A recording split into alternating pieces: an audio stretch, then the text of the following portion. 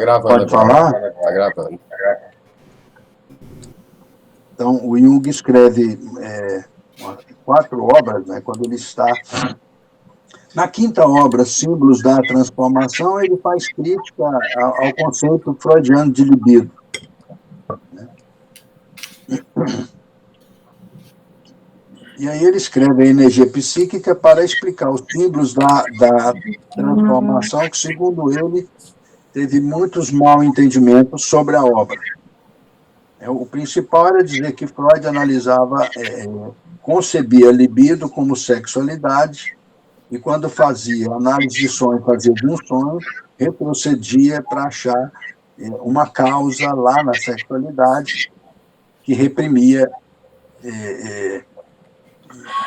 o desejo. E aí o desejo se manifestava no sonho.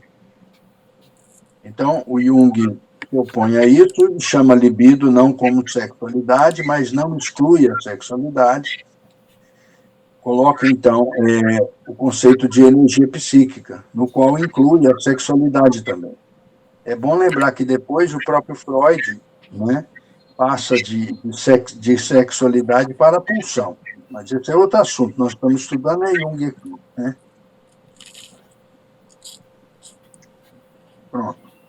E aí, ele faz essa crítica, tanto nos símbolos da transformação, quanto explica esses mal entendimentos que houveram sobre a obra na energia psíquica, e na sincronicidade, a suspeita nossa é que ele teria cunhado uma nova epistemologia da acasualidade. E o tema central aqui é o seguinte, que nós estamos discutindo.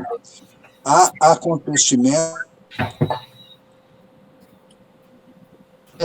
que esses acontecimentos não têm uma causa.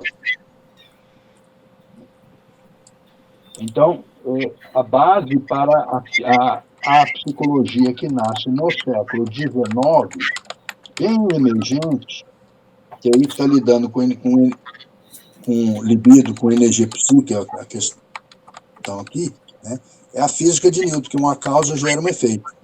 Acontece que esse exemplo do peixe e outros exemplos que ele dá aqui sobre escaravelho, sobre o bando de paz, sobre as cartas que vocês leram aí, não tem uma explicação causal. Então, ele pergunta aqui, né? Não tem uma explicação causal, mas tem um impacto, né?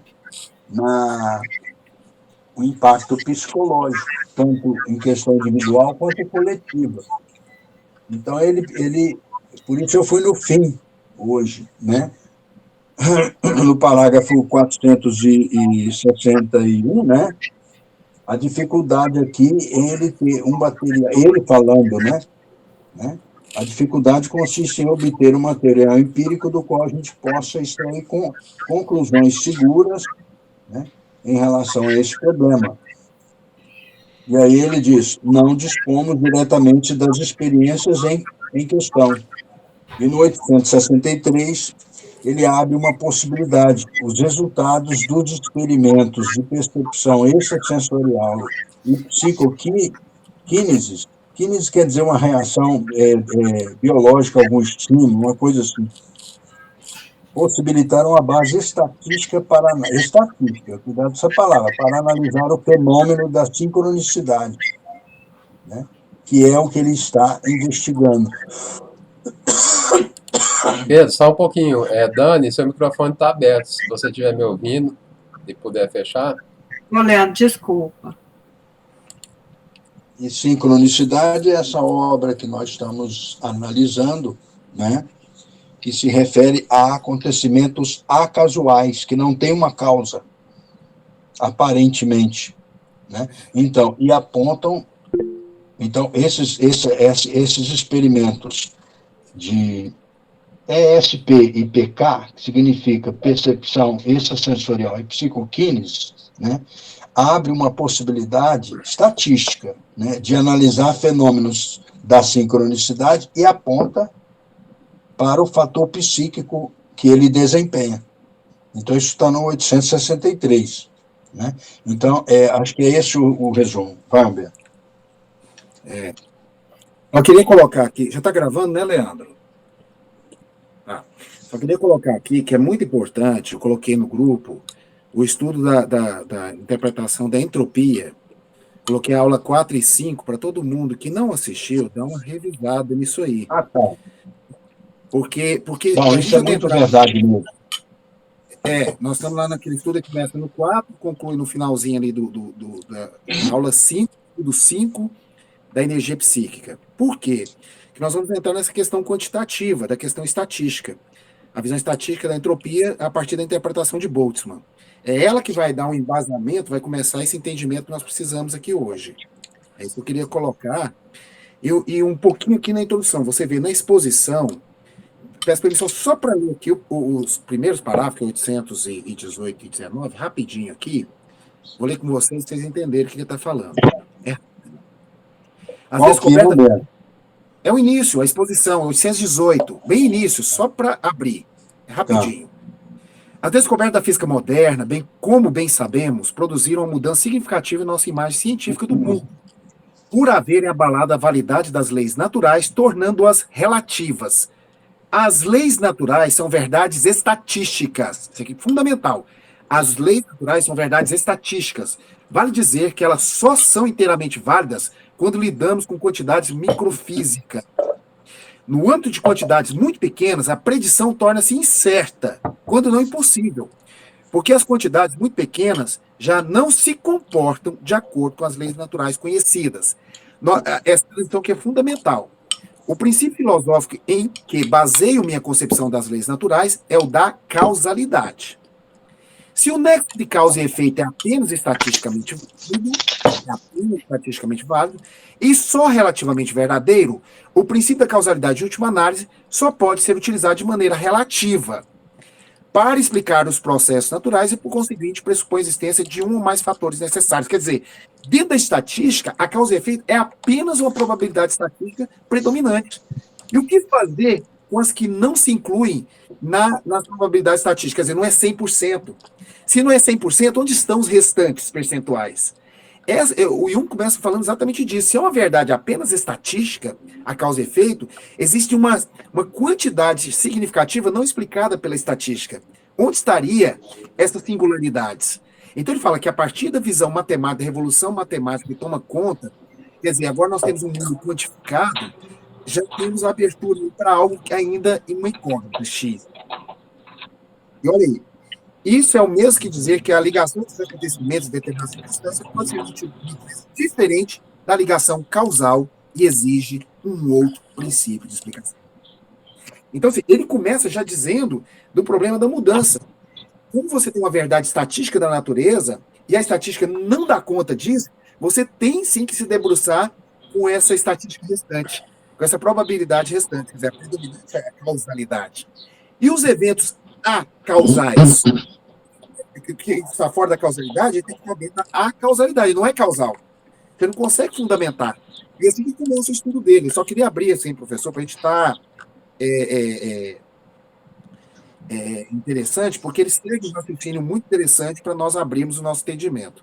Só queria lembrar isso aí. Mas era isso, professor. Se a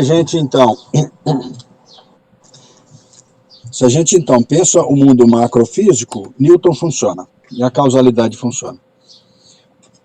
Mas acontece que no mundo microfísico, ela tende a zero. Então não tem uma explicação causal.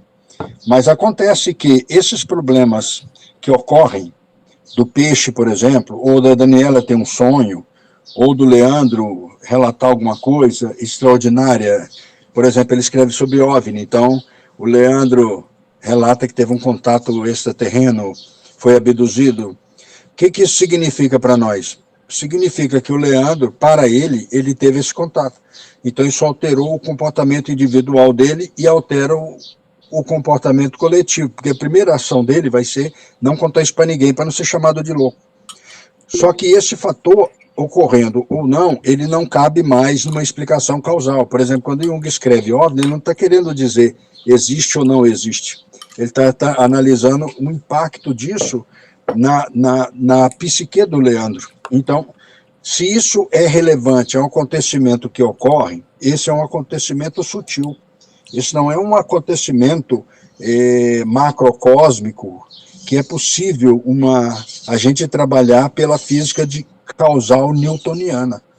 Então, só por aí ele já atesta, é necessário que a gente pesquise outra forma de como pensar, isso tem que ser cientificamente, né, esses acontecimentos. Por isso ele está usando a palavra acasual aqui. Professor, É, porque a vai. afirmativa de que o mundo macrofísico, a lei de Newton dá conta, no 820 ele já critica isso também. Olha o que coloca na 820. Naturalmente, procuramos em vão no mundo macrofísico acontecimentos acausais. Em vão, em vão. Mas olha a explicação dele. Pela simples razão de que somos incapazes de imaginar acontecimentos inexplicáveis e sem relação causal. Tudo isso não quer dizer que tais acontecimentos não existam. Sua existência, Exato. como possibilidade, pelo menos como possibilidade, deriva logicamente da premissa da verdade estatística. Quer dizer, se você tem a verdade estatística, necessariamente existem acontecimentos no mundo macrofísico, macro quer dizer de Newton, que não se explica pela causalidade. E aí vem a crítica dele no 821, que eu queria aqui levantar também. Ele fala que é o problema do experimento. O que acontece? Nós temos uma forma que o nosso experimento ele está viciado. De que forma? Jung fala que o nosso experimento é viciado pela pergunta. Olha o que ele diz no 821, bem rápido, tá, gente? A preocupação do método científico experimental é constatar a existência de acontecimentos regulares que podem ser repetidos. Isso é claro, todos nós já aprendemos isso. Consequentemente, acontecimentos únicos ou raros não entram na linha de conta. Quer dizer, ele escapa da observação, ele é desprezado, ele é descartado. Aqui começa o problema. Além disso, o experimento impõe condições limitativas à natureza. Ou seja, não é a natureza que é limitada, são as condições que eu coloco no meu olhar. Meu olhar exclui tudo que eu não entendo. Então, olha onde Jung está chegando. Humberto, em verdade aí, opa, eu te cortei? Parece que tinha calado, parado. Não, é que meu celular está com vírus, entra uns bichinhos no meio aqui. Pode falar, professor.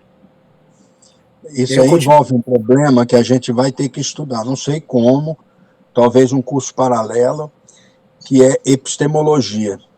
Na pesquisa, Humberto, eu vou separando essas passagens. Aí está claramente o Kant, ó. Tá vendo? Então, claramente também, tem uma outra leitura, fala. Só para fechar o raciocínio, rapidinho. O que ele coloca? Qualquer resposta à natureza é, por conseguinte, influenciada pelo tipo de pergunta Sim, que foram feitas, e o resultado é sempre produto híbrido. Então, o que ele fala? Por mais que a pergunta exista, nós obtemos produtos híbridos. Aí ele coloca, inclusive, aquela questão no museu, onde, lado a lado com os fósseis, nós temos lá um chifre de unicórnio, nós temos um homúnculo de mandrágora. Ele coloca essa situação, que é um problema do vício da observação científica. É o mesmo problema que aconteceu na dualidade onda-partícula. Se eu crio um experimento para saber se o elétron comporta como partícula, a resposta é ele se comporta como partícula. Nós falamos isso, só que não estava gravado. E se eu faço um experimento para saber se o elétron comporta como onda, a resposta é que ele se comporta como onda. Mas como? Ele é partícula ou é onda? Então a primeira crítica ao experimento científico foi feita exatamente nesse momento da física quântica. Nós começamos a perceber que o observador interfere na realidade observada. De que forma? No experimento. Então, ou seja, meu experimento, meu olhar, ele é seletivo. Eu encontro o que a seleção do meu olhar quer encontrar no mundo. Ou seja, se eu vejo assim, eu encontro dentro desse universo, mas mal percebo que fora da minha caixinha de percepção, muitas outras coisas estão acontecendo.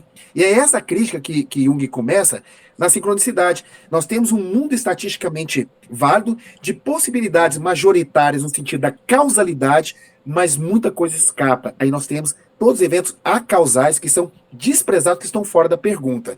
É só isso para a gente começar a entender que existe uma crítica já no primeiro parágrafo de Jung sobre o modo de fazer ciência. Tá? Vai lá, Daniela. Tá. Fala, Daniela. Obrigada, gente. É bem nesse sentido mesmo do modo de fazer ciência, e se a gente levar essa questão para o processo da terapia, é muito bacana, porque, assim, a gente está meio que modelado a ver o que é macro, o que acontece com mais frequência. A terapia ela acaba sendo mais bem sucedida, tendo mais resultados quando a gente começa a perceber as nuances daquilo que não é tão comum, aquilo que a pessoa traz que é aparentemente insignificante, aparentemente muito simples. E aí, esse é um ponto que eu queria trazer para aqueles que têm interesse de ser terapeutas, né, que é importante observar. Outra coisa, com relação ao fazer ciência, que a gente percebe assim, a própria psicologia vem a partir desse modelo de ciência que Kant propõe, né, promove, e como isso prejudica o próprio fazer da psicologia. E aí, penso que a gente podia muito... igual você falou, Pedro, de repente criar um grupo, fazer alguma coisa, porque eu acho que se a gente for falar de epistemologia, for falar dessas questões, a gente trazer isso como, de repente, um ponto a ser desenvolvido. Para trazer olha aqui. Sim, era isso. Obrigada, gente. Olha aqui, o texto fala por ele mesmo, então nós vamos pelo texto, né? Agora, ele vai apresentando uma série de outros problemas que a gente tem que saber. Essa fala do Humberto aí já abriu, eu vou dizer alguns. Primeiro, a importância de Kant em Jung, né? É o sujeito que coloca a resposta. A pergunta. Isso aí a gente tem que entender Kant Hã? Sujeito que coloca a pergunta. Eu falei resposta. Mas ele coloca a resposta também, Pedro. Porque quando o sujeito coloca a pergunta, ele já coloca uma certa resposta também. É interessante isso. Não, mas espera aí. Vamos bem devagar. O que o Kant fala? O Kant fala o seguinte, olha, eu aprendi com Copérnico que ao invés de eu ficar refém da natureza, sou eu que vou colocar perguntas à natureza, né? Agora, quando eu coloco perguntas à natureza, aí vem o Leandro, já tem resposta. Ou seja, não é uma resposta total, mas já é isso que o Leandro falou, eu coloco uma pergunta a partir da minha ótica, do meu olhar, né? E da episteme que eu tenho por trás. Aí é outro problema que a gente tem que analisar, né? Qual que é o olhar que está colocando? O olhar colocado para o início da psicologia no século XIX era o olhar causal. Por isso vem o behaviorismo metodológico, científico, né? Que toda causa tinha um efeito. É isso que o Jung está criticando aqui na obra.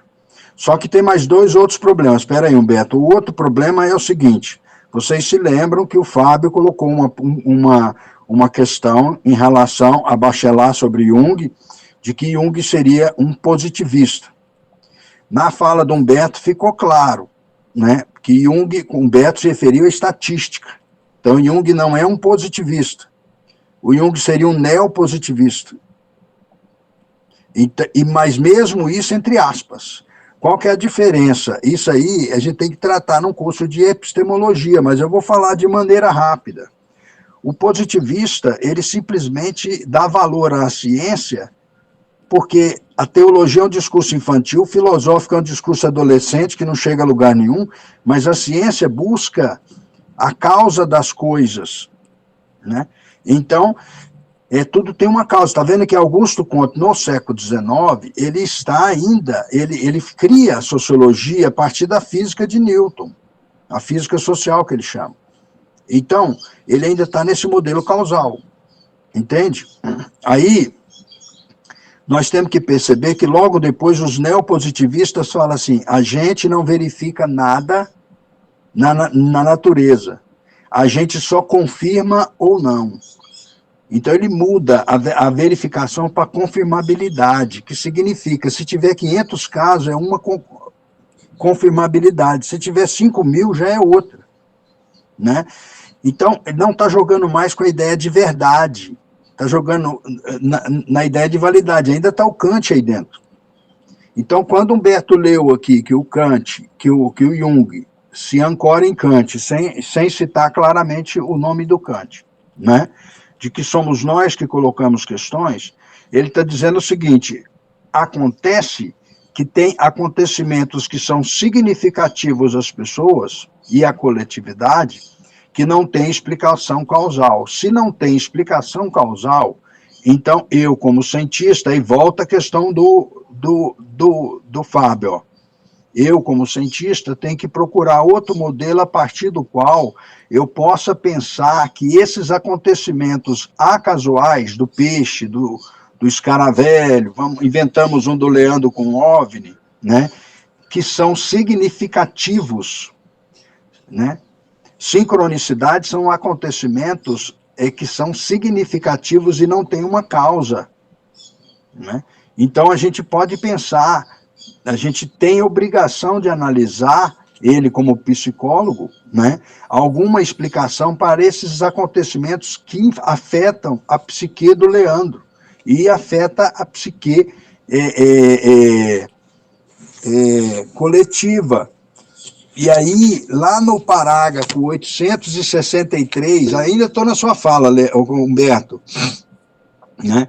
É que ele, depois de relatar toda uma série de experimentos, tudo mais, ele diz assim, foi por isso que eu, não encontrando resposta pela teoria causal, eu teria que encontrar em outro canto. E eu encontrei isso, uma possibilidade na experiência, na percepção extrasensorial, né, e nos experimentos da psicoquínese que o levaram ao Xing.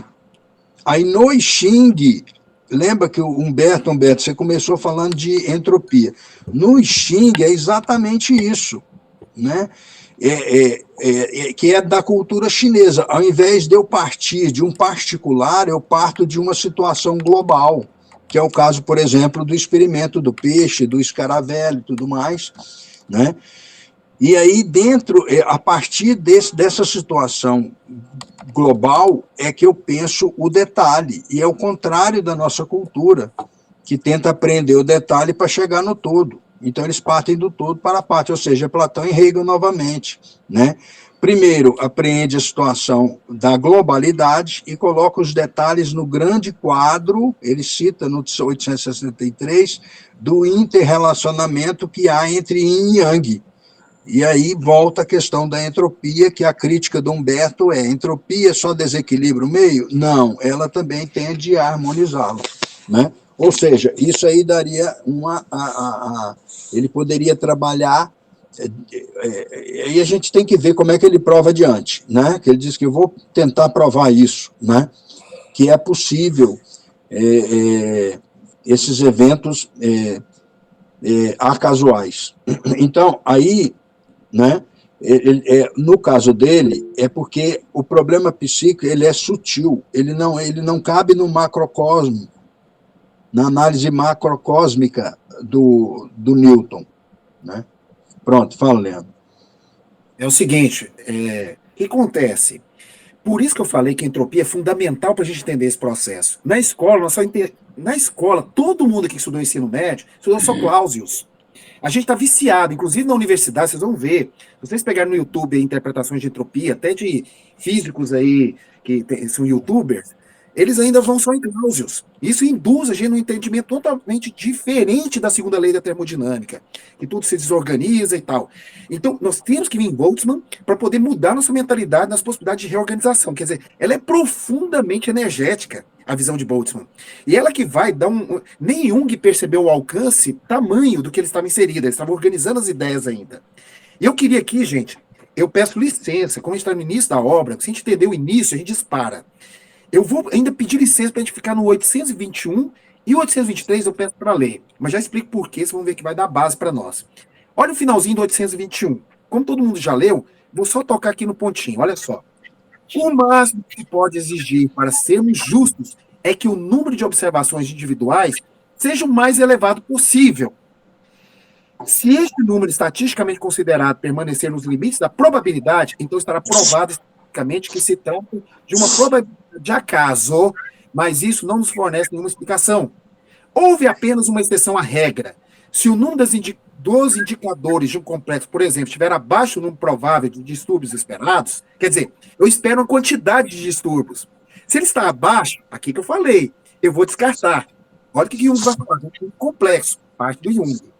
Se o número de indicadores de um complexo, por exemplo, estiver abaixo do número provável de distúrbios esperados, numa experiência de associação, isto não é justificativa. Isto não é justificativa para se supor que existe um complexo. Isso não é. Jung está afirmando, isso não é, está criticando essa visão.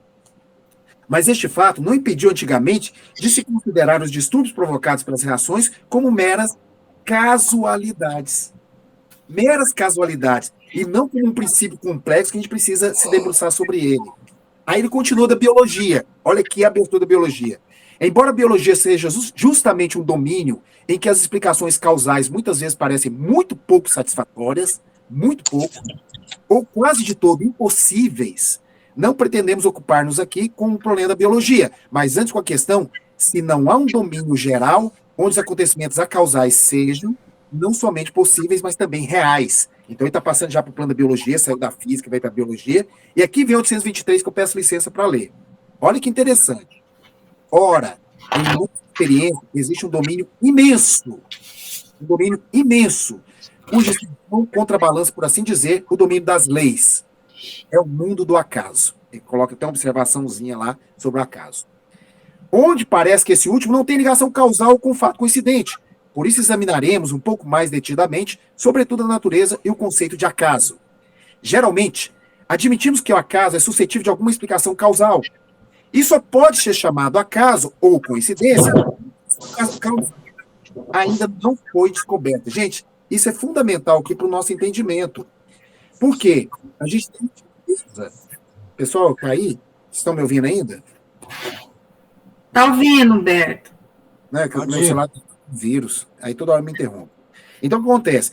Existe uma crença, eu não aceito o acaso, porque o acaso não existe. Principalmente nessa época do Jung, existe uma compreensão de que se ele não existe, é porque eu não descobri ainda a causalidade insta nele.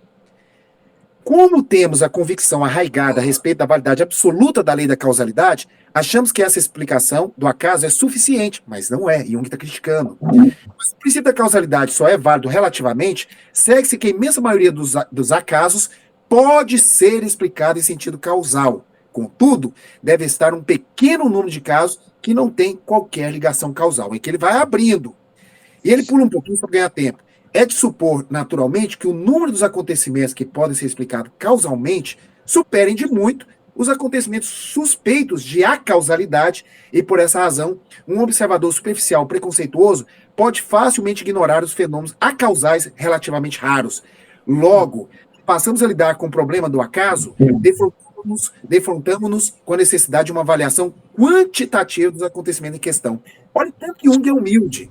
Ele está trabalhando com a hipótese de ter uma série de explicações causais não descobertas. Então, assim, ele está sendo rigorosamente, e está dizendo que mesmo você trabalhando assim, ainda vai sobrar um número de acausalidade. Ou seja, ele está provando, pela própria lei da física, das mudanças que aconteceram, que existe a causalidade, porque tem um buraco na física, existe um buraco na explicação estatística. E olha que aqui não existia ainda vamos dizer, o princípio de Bell, da não localidade. Ele não vivia isso. Hoje é mais fácil para a gente. Se um tivesse toda essa teoria da não localidade, da física quântica hoje, seria muito mais fácil ele pressupor. Então, estamos diante de Humberto. Agora, observa o seguinte, você usou certo, ele está provando, eu colocaria, ele está tentando provar, né? Aqui não, ele está expondo... Ele está expondo claramente esses parágrafos que o Humberto leu, é fundamental mesmo. Olha só, existem acontecimentos que são abandonados simplesmente porque não cabem no olhar físico de Newton, causal. Isso. Mas esses acontecimentos impactam nas pessoas e no inconsciente coletivo.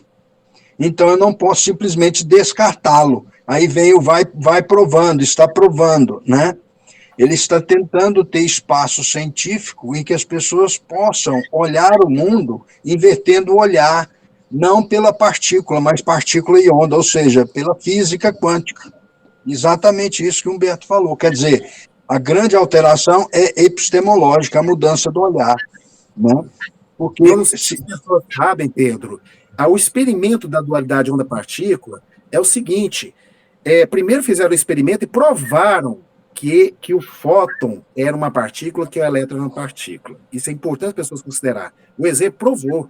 Ou seja, estava negada a possibilidade de ser uma onda. Estava negada. Depois, em outro momento, se faz um experimento para tentar ver se havia comportamento como onda. E aí, o comportamento do elétron do fóton provou que era uma onda.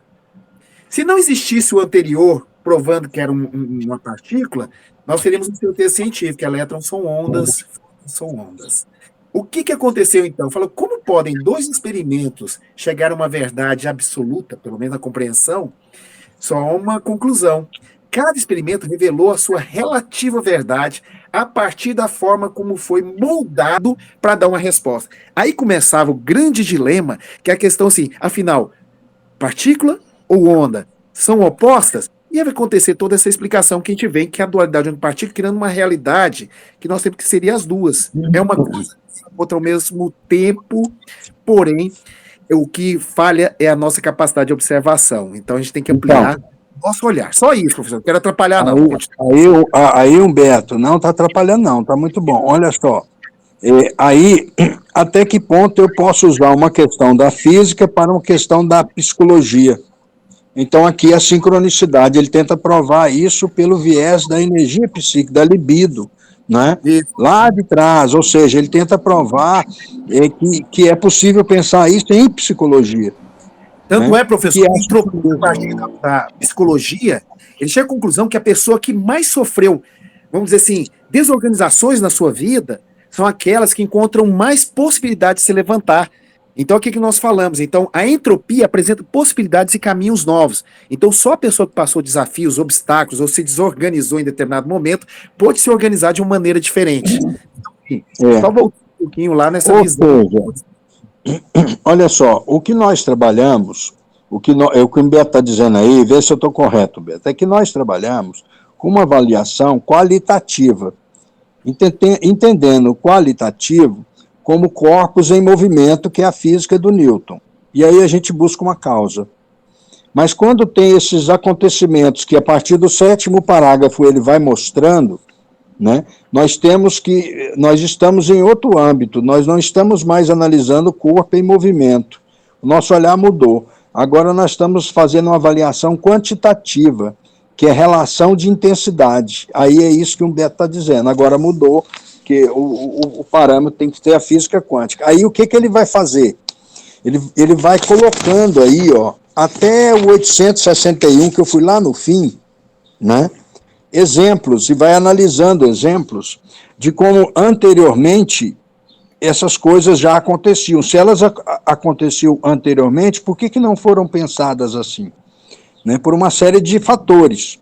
Então, aí é que no parágrafo... No meu aqui é o 11, deixa eu colocar no de vocês, o 868, é porque eu estou lendo no alemão, então eu separei os parágrafos no alemão, né? E no 828, é que ele fala que isso já tinha sido, o conceito de simultaneidade de Schopenhauer é relevante, né? Por quê? Porque Schopenhauer trata de simultaneidade sem conexão causal. Então, um cara lá atrás, né, da época de Hegel, né, Schopenhauer, né, já estava anunciando que existem conexões que não são causais. Todos os acontecimentos da vida, segundo ele, têm duas conexões, o Jung citando, objetiva causal e relação subjetiva. Essas relações escapam à nossa capacidade de compreensão. Aí, na fala de Humberto, o que nós fazemos? Abandonamos. E Jung fala, não devemos abandonar. Ele não fala, eu estou plagiando. Né?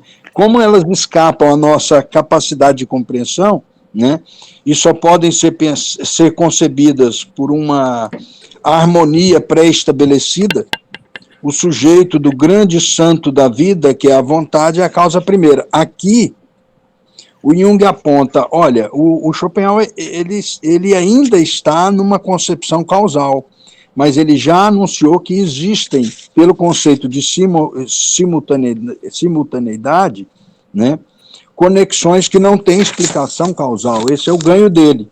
Então, assim, ele vai fazendo com todos, a seguir com todos os exemplos, até o 861, Professor, antes, só para ficar claro, Schopenhauer aqui, Jung cita que é um cruzamento do meridiano com paralelo, tá? Meridianos e paralelos. Aí ele coloca que os acontecimentos dos meridianos, que são causais, entram, interagem, cruzam, o que ele chama relação subjetiva que só existe em respeito ao indivíduo que a experimenta. Então, sim, há o causalismo do meridiano, mas no paralelo você tem a experiência subjetiva.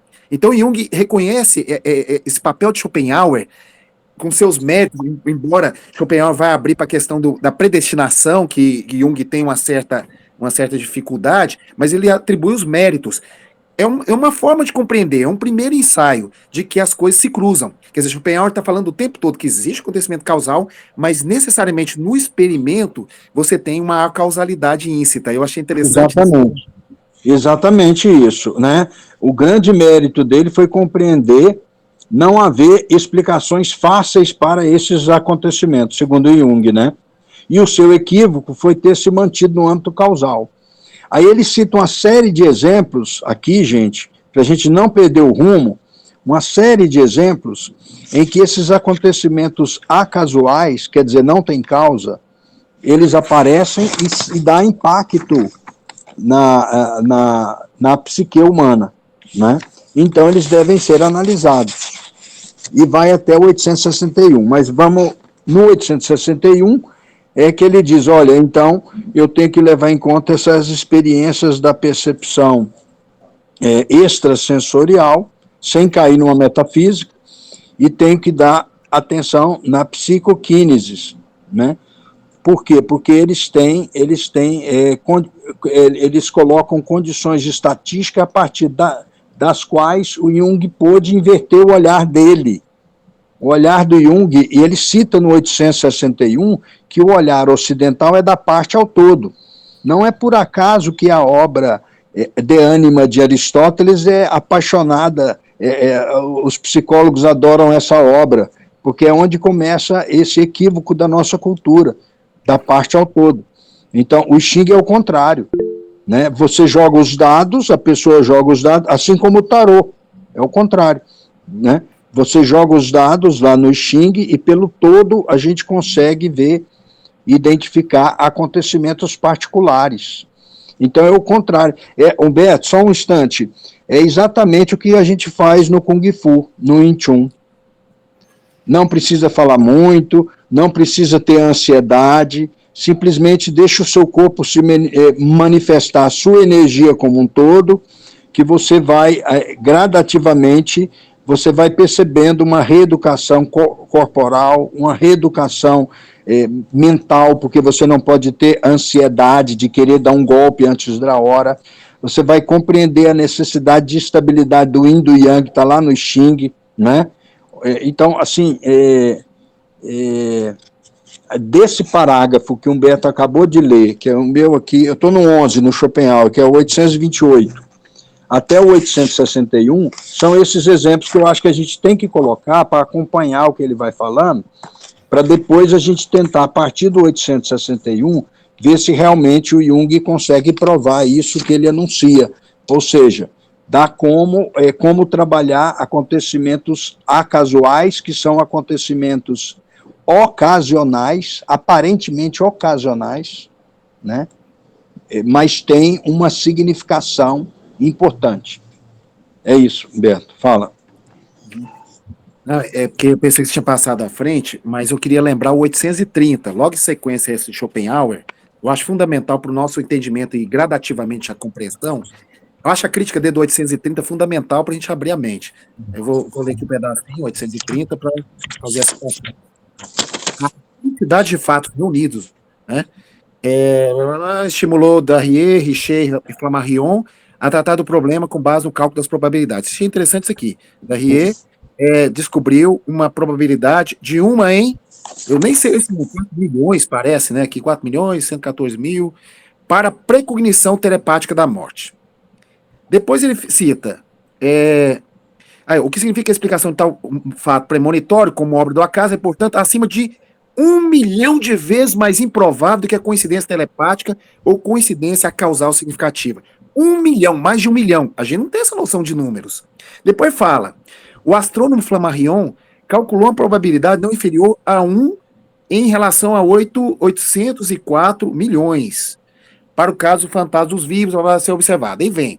O que eu estou achando interessante? Ele tem noção dessas probabilidades. Ele cita Charles Richer também, ganhador do Nobel. Os caras são interessantes, que ele coloca ali a transmissão mental e essas probabilidades muito grandes. Então, o que acontece? A gente tem esse evento significativo várias vezes, mas não temos a noção da dificuldade que eles ocorram e acertem. Então, isso aqui para mim é importante como um ponto para você começar a abrir a mente com essas possibilidades. Exatamente. Só isso, a gente gradativamente compreendendo. Porque Schopenhauer traz essa contribuição do sujeito ser a partir da vontade, né, a vontade como uma prima causa. Acho interessante isso, ele colocando os paralelos circulares com os meridianos. Então ele abriu isso aí, toda uma fronteira, apesar de ser contemporâneo a Hegel, né? Então nós temos aí a leitura, sabemos que Jung está lendo Schopenhauer e, de certa forma, Hegel, no sentido de compreender o que vai dar sentido daqui para diante. Então esses autores são fundamentais. Veja que no outro, Humberto, no parágrafo seguinte, ele cita outro. Aí ele vai citar vários, né? Schultz, né? Demonstrou como objetos perdidos voltam aos seus donos. Aí ele dá o exemplo daquela mulher que tirou uma foto do seu filho, e aí a guerra de 14 começou, né? E ela não revelou o filme. Aí, 2 anos depois, em 1916, ela comprou em Frankfurt um filme novo, que ao ser revelado, estava a foto do filho que ela tirou em 14. Assim, ele chamou de força de atração. Então, ele vai colocando assim, olha, ele chamou disso, o outro chamou daquilo, né? Mas o que eu preciso é provar que esses acontecimentos acasuais impactam, eu como psicólogo, na mente humana. E aí gera um problema de comportamento individual e coletivo, né? No outro, no parágrafo seguinte, que é qual que é aqui? É o 15 meu, é o 832. Pelo viés psicológico, coube a Silber considerar que coincidências aparentemente significativas são arranjos parcialmente inconscientes e interpretação arbitrárias parciais inconscientes. Não leva em conta a sincronicidade e ainda se mantém na casualidade. O grande ganho do Jung ao apresentar esses problemas é relatar o limite, até onde o cara vai e por que ele não resolveu o problema, porque então não, o Jung é que tenta resolver esse problema, tentando provar a casualidade. Somente com Heine, que é o parágrafo 833, e ele retoma o Heine lá no 861, né, aparece a prova decisiva, segundo Jung, de combinações de acontecimentos acasuais. E aí ele cita um experimento aqui. Um experimentador, que é o parágrafo seguinte, 834, né, retira sucessivamente cartas numeradas e contendo motivos geométricos e identificava os desenhos. Foi usado um baralho de 25 cartas, dividido em 5 grupos, cada um com desenhos. 5 tinha desenho de estrelas, 5 de retângulos, 5 de círculos, 5 de linhas onduladas e 5 de cruz. Os ocultos, não, os acertos nos mesmos foi de 11,4, depois acertos em 25 cartas. Em salas afastadas foi de 12, e salas vizinhas de 9,4, e em determinado caso, numa distância de 350 quilômetros. Né? Então, isso aí é interessante porque pela alteração do espaço, não ocorreu alteração no resultado da distância, né? Isso é fisicamente variável. Então, no parágrafo 19 do meu, que é eu estou chegando no ponto que você está tocando, Humberto, no parágrafo 836, o tempo se tornou relativo, e a energia não diminui com a distância. como a causalidade tem por base o espaço e tempo newtoniano, né? Jung afirma que, em termos de energia, esses acontecimentos não podem ser considerados sob o enfoque causal. Mas isso ele nega. Agora ele vai ter que provar o evento acasual. Pronto, Beto, era isso. Qual que é a tese no parágrafo seguinte? Se o espaço e tempo são fatores psiquicamente relativos, o corpo em movimento, que é a análise qualitativa, deve possuir também uma relatividade, ou deve estar sujeita a ela. Aí no outro tem mais uma tese. É impossível, pelo viés causal, explicar tais fenômenos. Então, a crítica ao modelo causal deve começar pelo conceito de espaço e tempo de um lado, e de outro, como ele é psicólogo, pelo conceito de inconsciente. Né? Quer falar, Beto? É a Daniela que quer falar. É a Daniela. A Daniela sempre quer falar, né? Vocês brigam comigo aí se eu estiver atrapalhando. Ó, eu vou só ler algumas anotações que eu fui fazendo ao longo da aula e eu estou aqui com o meu cérebro borbulhando. Pedro, praticamente tudo foi você que disse. Nova epistemologia da acausalidade. Eu estou muito preocupada com a questão da psicologia. Eu acho que deve estar transparecendo isso, né? Psicologia ou epistemologia? Nova epistemologia da acausalidade. Aí Não, depois a sua preocupação.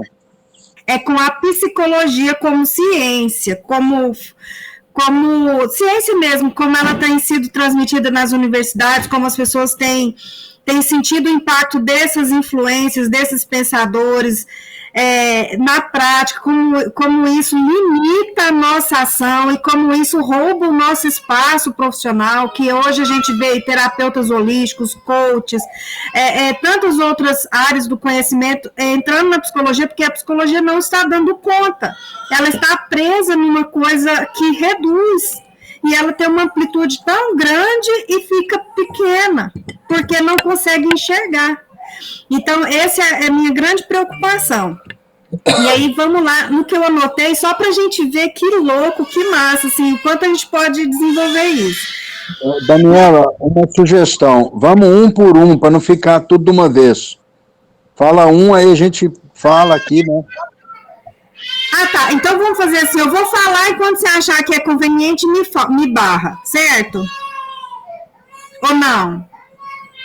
Certo, coloca um problema de cada vez, né? Uma nova epistemologia da acasualidade. Aí depois vem criar um novo modelo de analisar os acontecimentos que afetam a psique individual e a psique coletiva. Então, para aí, já tem duas coisas, né? Isso daí a gente vai ter que fazer à parte, né? O que eu percebo é o seguinte, é o que o Humberto estava falando também. O que supõe aqui é que a gente tem que mudar o olhar. Sim. Não dá para... Lembra que o Humberto falou, a gente coloca questões, que é muito Kant, né?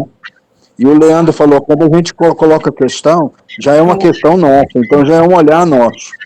Sim. Então a gente tem que fazer à parte um curso aqui de epistemologia, né? Tentar provar, explicar esses modelos epistemológicos, Kant, Aristóteles, Newton, Kant, Hegel, né? Depois as considerações de Foucault, né? E tem outras epistemologias. Fala, Beto. Só um parênteses, viu, Daniela? Acontece o seguinte, o que ocorre? Aí nós estamos dentro de modelos racionalistas. O problema do modelo racionalista é que estimula mais ainda a visão modulada de nossa razão. Nossos óculos ficam mais estruturados para observar como eles observaram. O problema é que estamos diante do novo. O novo, ele tem um complicador, porque ao olhar lá atrás, quem está lá atrás está prejudicado, porque não teve a experiência do que nós estamos vivendo agora. Então eu sugeriria a experiência do Wing Chun. Porque o Wing Chun trabalha, por exemplo, que você possa lutar sem os olhos. Isso é fundamental, porque quando você luta na lateral, você está focado em uma coisa e fecha os olhos para a luta e perceber a energia do outro, está treinando um olhar sem foco. Um olhar desfocado que você possa perceber coisas que você não percebia antes. Ou seja, as artes marciais geralmente lutam focadas. A experiência é de um olhar focado. No Wing Chun, você pode ver o Wing Chun, Kung Fu, quando você vê qualquer filme daquele, você vai ver que muitas vezes trabalham os seus olhos, trabalham com luta lateral, trabalham por trás. A recepção, como se pode perceber isso? Exercitando, fazendo, praticando. O próprio Kant teve uma experiência entre a crítica da razão pura e a com a diferença. Os objetos da metafísica não eram passíveis conhecidos, porém vivenciados. Olha que interessante, o Kant abre um caminho para a vivência, para depois é o conhecimento. E nós estamos presos pela razão ao conhecimento. O próprio Kant percebeu isso. E diz, a partir da vivência, do andar, do ir em direção, eu tenho uma experiência prática, razão prática. O que o Jung vai trabalhar? Vai trabalhar a questão que Schopenhauer aqui abre, que é a experiência da vivência. E a vivência só se acontece se você se atirar, sem conhecimento, sem necessidade da razão. Só isso, Daniela, queria fazer esse Não, mas Daniela, só um pouco, Daniela. Não esquecer, Pedro, rapidão. Isso é muito importante, porque a gente entra no problema da psicologia, porque, assim, também, não é só um fazer que traz um conhecimento prático, mas sem esse fazer não faz, e a teoria também sozinha não. Eu acho que o desafio é exatamente esse, Humberto. É ter essas duas coisas alinhadas, mas ao mesmo tempo de uma forma flexível, não rígida. Exato, Daniela. Eu estava pensando em um curso teórico, e Humberto deu uma luz que eu já até tinha falado aqui antes. Né? Mas acontece, Humberto, que é muito difícil, os psicólogos parece que não entendem isso. Aqui no Brasil, a arte marcial entrou como luta. Né? Nós temos um grande mestre aqui no nosso grupo, que é o Fábio, só que pela distância não dá para treinar com ele, né? O Fábio, ele é um cara espetacular no judô, uma formação sólida, né? Então, assim, eu vou até levar um livro para vocês, vou tirar uma cópia do Léo Imamura sobre o Wing Chun. Porque o que o Humberto fala é o seguinte, o grande problema que nós temos aqui é até quanto há um limite, há um equilíbrio, há uma harmonia entre os sentimentos e a razão. Esse problema, ele vem desde o iluminismo, que acentuava a razão, quando nasce o Wing Chun no século XVII. Né? Depois, aparece o romantismo, exaltando exatamente o contrário, os sentimentos. O Hegel é um neoclassicista alemão, ele tenta falar dos dois ao mesmo tempo, por isso ele se torna difícil falar. Então, eu penso que a fala, muitas vezes, ela até atrapalha a gente. Se a gente estivesse falando outro tipo de fala, a fala verbal, teórica, que o Humberto está fazendo crítica aí, ó, eu concordo plenamente com isso. Né? O Wing Chun, sem nenhuma palavra, e ele citou fazer com o olho fechado, né? Você consegue ver isso, sem falar, né? Então, assim, e o Jung foi, se ele tivesse treinado o Wing Chun, né, ou outra arte marcial, mas ele não fez isso, ele foi teoricamente no I Ching, né? E deixou que essas manifestações aparecessem a ele. É outra forma de fazer, mas o Wing Chun é muito mais rápido. Mas não adianta, nós já falamos quantas vezes de Wing Chun aqui, né? Poucas pessoas estão indo, só a Daniela, Humberto e Cláudio, né? Então, assim, tem que dar importância pelo seguinte, gente, veja o tanto que é melindroso em outras obras do Jung, quando ele se refere a corpo e alma. Ele sempre vai a Reich. Reich, na verdade, possibilitou aquele amigo dele de educação física, como é o nome, a criar a bioenergética, esqueci o nome dele. Né? Alexander Lowen? Alexander Lowen, né, que criou a bioenergética, que é exatamente porque ele foi ao consultório do Reich, e depois de muita insistência, e ele começou a gritar, e ele não dava conta de parar, então ele supôs que havia uma energia dentro dele desarmônica. Então ele, como professor de educação física, criou a bioenergética, as pessoas fazem no parque aí, né, para exatamente estabilizar, equilibrar, harmonizar o Yin com o Yang, que aqui a gente poderia pensar razão e sentimento, né? E isso é feito sem nenhuma teoria. O Yin Chun não tem teoria, né? É simples, é objetivo, né? Então, assim, é uma ideia boa. Mas, mesmo assim, Humberto, eu sinto que, às vezes, aqui no grupo, tem carência epistemológica, né? Assim, escuta, o que o Jung tem que fazer aqui, né? Se ele ficar ainda com esse... É isso que ele está criticando em todos esses exemplos. Ó. Esses exemplos anunciam acontecimentos acasuais, mas as pessoas não conseguem mudar o olhar, ainda fica causal, como Schopenhauer, como Schultz, né? Então, o que eu tenho que fazer? Eu tenho que mudar o olhar, né? Envolve aí, Daniela, inclusive uma questão de educação em geral e pedagogia específica. Né? Pois é, Pedro, é nesse lugar que eu quero chegar, porque eu penso que a educação, ela é a partir de onde tudo ramifica, né? Tudo... Olha, o início da sua fala foi claro. O meu problema é uma psicologia clínica. Sim. Foi claro, é exatamente isso mesmo. Só que a gente faria isso de forma Wing Chun, ou de forma epistemológica, mudando o olhar, né? Bom, qual que é a segunda questão mesmo? Então, te falar, né, criar um novo modelo de analisar os acontecimentos que afetam a psique e a psique individual e a psique coletiva. Isso aí a gente falou, né? Aí vem o outro. Existem acontecimentos que escapam ao olhar causal newtoniano, mas que geram um impacto significativo na vida dos indivíduos e da coletividade. Exato. Aí depois, precisamos provar que acontecimentos acasuais impactam na mente humana. Aí, nesse ponto, levar em consideração a crítica do Fábio. Ah, tá. Porque, na verdade, ele citou foi o Bachelard, né?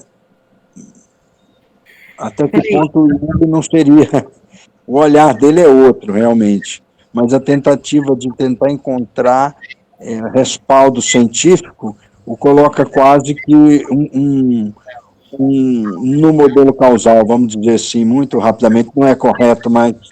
Eu vejo isso demais, ele tenta tanto se enquadrar, ele tenta tanto dar conta disso, mas, por outro lado, isso é bom para nós, porque é como se fosse assim, ele consegue entender a nossa, ele sente a mesma dor nossa, só que ele tem um olhar ampliado.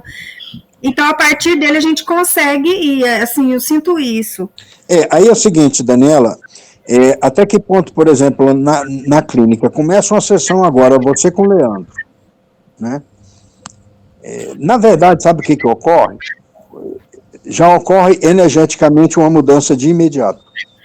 Aí tem a ver aquela coisa da onda do observador, porque tudo interfere. E aí ou seja, Daniela, não está, pela clínica, já por um junguiano, já está no modelo quântico.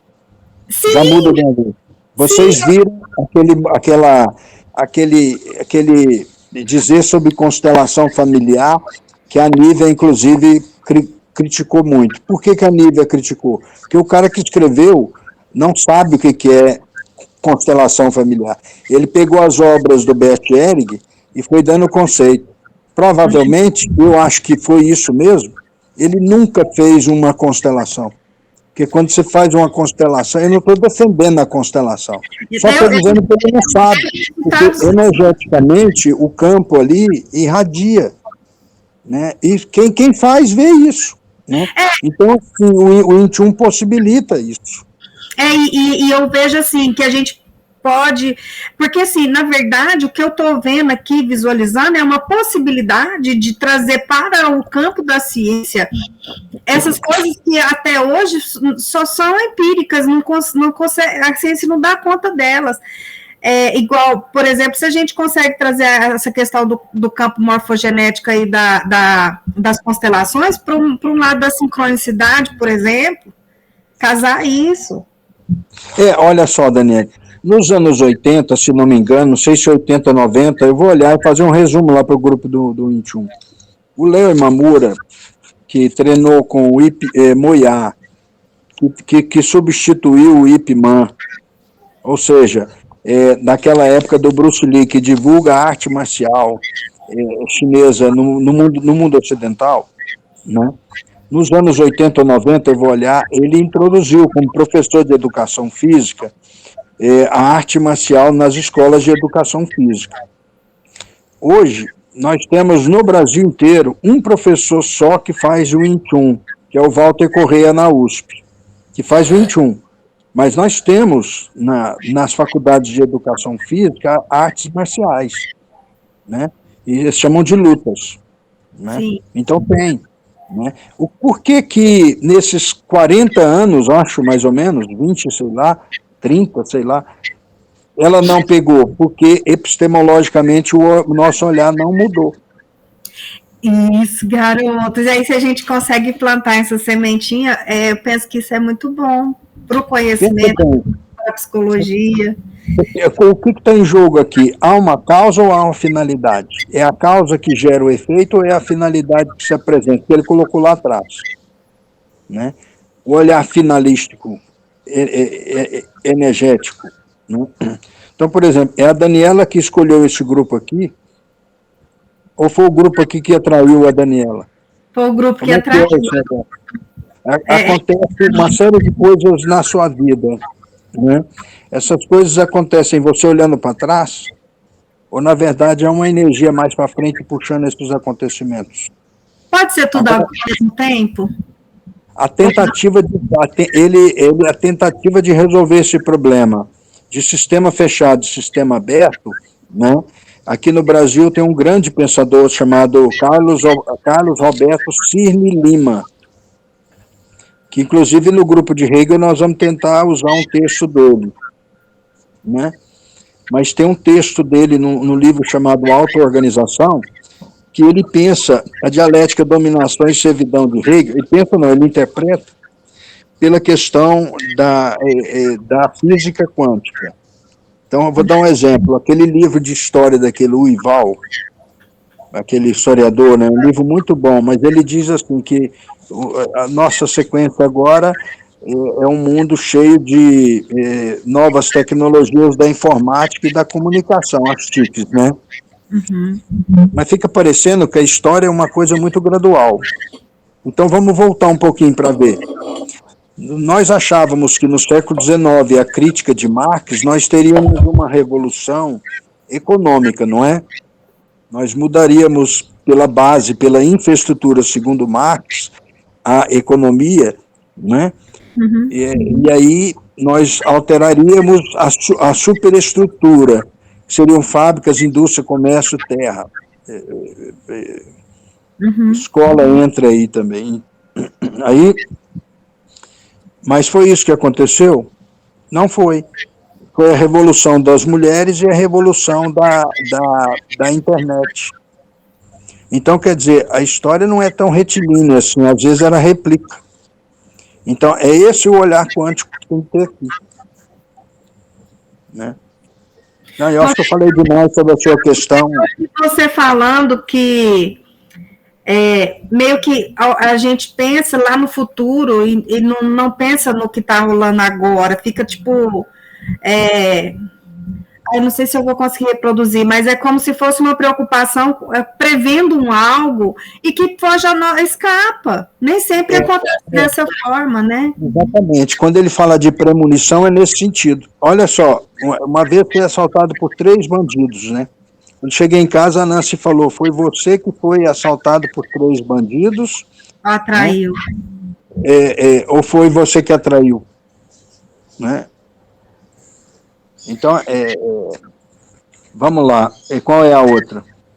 Espaço e tempo são psiquicamente relativos. Isso, para mim, assim, é a delícia, porque isso desvincula totalmente da física de Kant, da ciência de Kant, porque baseia nisso, espaço e tempo.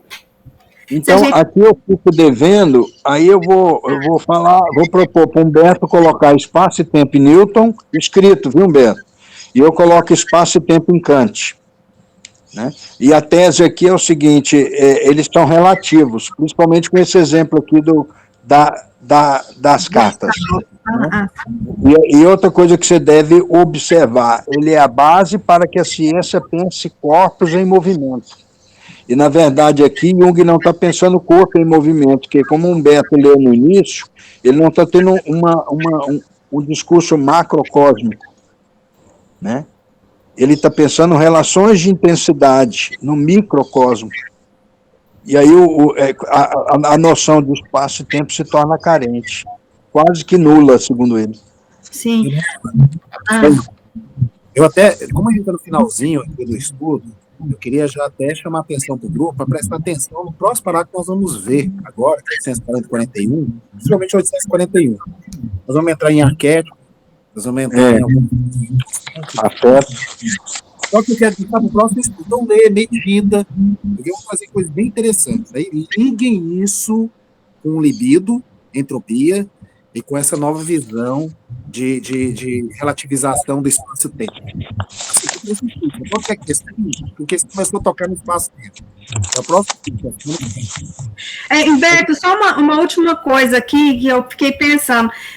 Porque você é da área das ciências exatas, né, física? Não, ele é do direito. Sou não. Ah, mas você não é engenheiro? Não. Ele é advogado. Mas você não começou fazer um curso de física? Ou então, alguma coisa assim? Daniel, foi o seguinte, eu fiz física lá na UFSC para entrar no doutorado de relativística do... Gente, como é que é? O Newton da Costa. Aí só para poder ficar lá dentro, eu ficar assistindo a aula sem valer. E sim. Eu trabalhei um ano de astrofísica com o Canaã, sem valer, porque todo aluno lá fiz um ano de física só para poder estar com eles, para justificar ficar mudando de sala. É meio curiosidade mesmo, autoridade. Sim, porque eu vejo você falar com propriedade, eu acho que se a gente conseguisse unir esses dois conhecimentos, tipo, duas pessoas pensando em perspectivas diferentes, ia ser bacana. Mas aí é o seguinte, aí vale a pergunta do Jung, né? Se pode transpor essas questões da física para a psicologia. Isso. Então, cuidado tem que ter. Tá, então vamos parar, né? Paramos no parágrafo qual aí? Aqui o meu é 24, onde fala de arquétipo. 870? Peraí. O que eu falei do arquétipo? 841. 840 e 841.